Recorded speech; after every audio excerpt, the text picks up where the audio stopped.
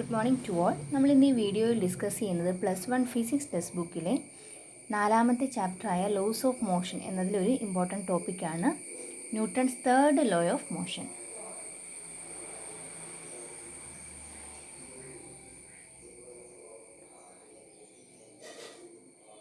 Newton's third law of motion.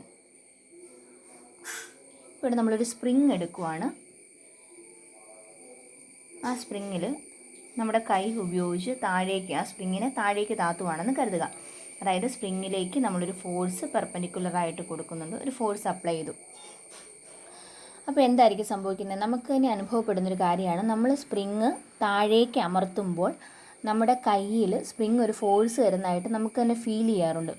നമ്മൾ ഇങ്ങോട്ടൊരു force കൊടുക്കുമ്പോൾ spring മുകളിലേക്കും അതുപോലെ തന്നെ ഒരു ഫോഴ്സ് തരുന്നുണ്ട്.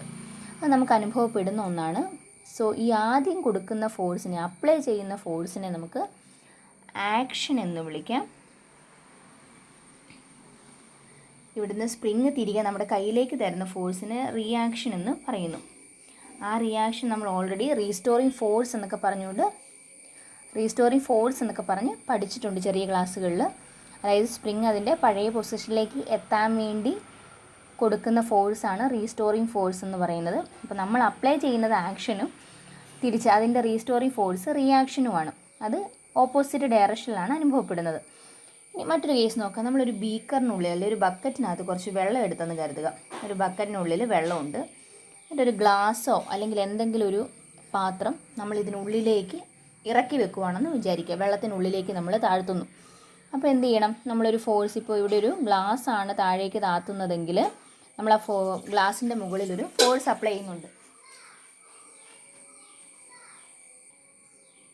നമ്മൾ ഈ ഗ്ലാസിൻ്റെ മുകളിലൊരു ഫോഴ്സ് കൊടുക്കുന്നുണ്ട്.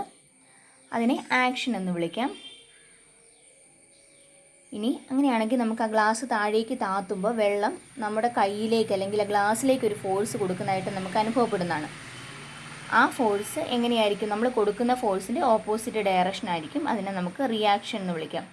ഈ ഒരു കേസിൽ ആ റിയാക്ഷൻ എന്ന് പറയുന്നത് എന്താണ്? ബോയൻസിയാണ്. അതായത് ഒരു അപ്ട്രസ്റ്റ് മുകളിലോട്ട് അനുഭവപ്പെടുന്നതാണ്. അപ്പോൾ ഇവിടെ എന്താണ്? നമ്മളൊരു ഫോഴ്സ് അപ്ലൈ ചെയ്ത് കഴിയുമ്പം അതിൻ്റെ ഓപ്പോസിറ്റ് ഡയറക്ഷനിൽ ഈക്വലായിട്ട് മറ്റൊരു ഫോഴ്സ് അനുഭവപ്പെടുന്നുണ്ട്. അപ്പോൾ നമുക്കിതിനകത്ത് ജനറലൈസ് ചെയ്ത് പറയാൻ പറ്റുന്നൊരു കാര്യം, ഏതൊരു ആക്ഷൻ എടുത്താലും അതിന് ഈക്വലും ഓപ്പോസിറ്റും ആയിട്ടുള്ളൊരു റിയാക്ഷൻ ഉണ്ടായിരിക്കും.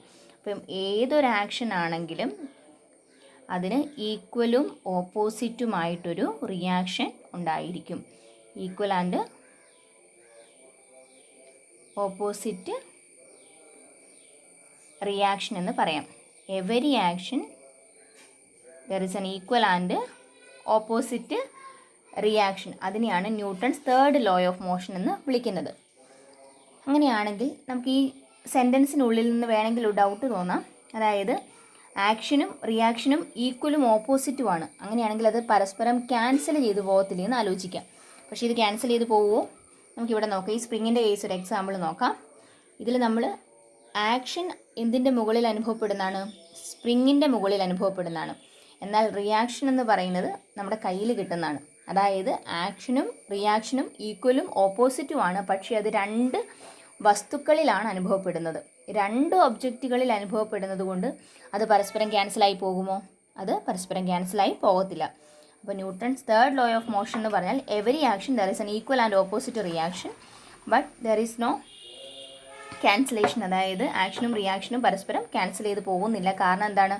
അത് രണ്ടും രണ്ട് വസ്തുക്കളിൽ അനുഭവപ്പെടുന്ന ഫോഴ്സാണ്.